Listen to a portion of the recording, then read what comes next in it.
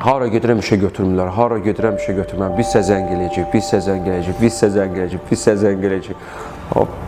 Bəsdirdən dedim, nə eləyim mən bunları maraqlandırım ki, bir nəsə ilişim, başlayayım.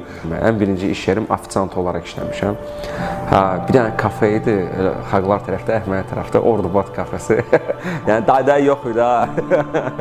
Bircə ailəm dəstək oldu ki, elə də yaxşı olar. Arzulayırdım çox şeyləri, sevə-sevə eləyirdim və çox şeylər qabağıma gəlib çıxırdı. Bir makina ilə başladım, çox bərbad gündə tikirdi kostyumları, bir dənə də dərzim var idi. Mənim üçün, mənim işçilərim, mənim komandam, mənim ailəmdir.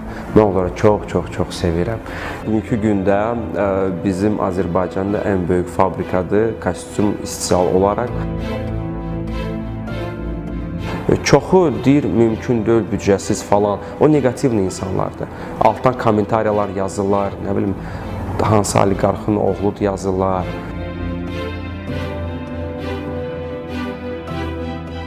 Siz rahat yol axtarmayın. Rahat yolla qazanan uğurlar da sizi qabağa aparmayacaq. Yəni, bir müddətdə uğurlar olacaq. 101% canınızı qoyun. 100% azdır. 101% canınızı qoyun, başa düşən başa düşəcək.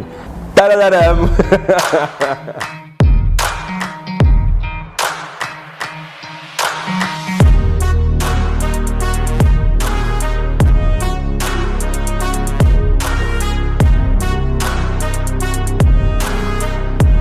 Ruslan Məmmədov, Mario Russo brendinin təsisçisi.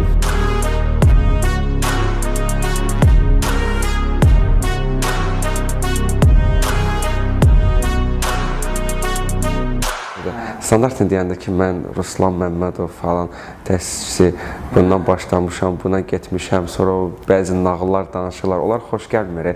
İnsanlar düzünü eşitmək istəyir, insanlar təbii ki, gözəl nəticə görmək istəyir. İnsanlar o gözəl nəticəni sənin əsl çəkdiyin əziyyətini və onların yollarını, qaydasını görmək istəyir. Ona görə də mən istəyirəm, sizin verilişinizdə onu danışım. Yəni, biz necə əldə etmişik, necə gəlmişik, nədən həqiqətən başlamışıq və nə nail olmuşuq, yəqin ki, çoxlar bilir. Elə axırını danışım, sonra əvvəlinə gəlin çıxım. Axırı odur ki, yəni bugünkü gündə bizim Azərbaycanda ən böyük fabrikadır, kostyum istehsal olaraq.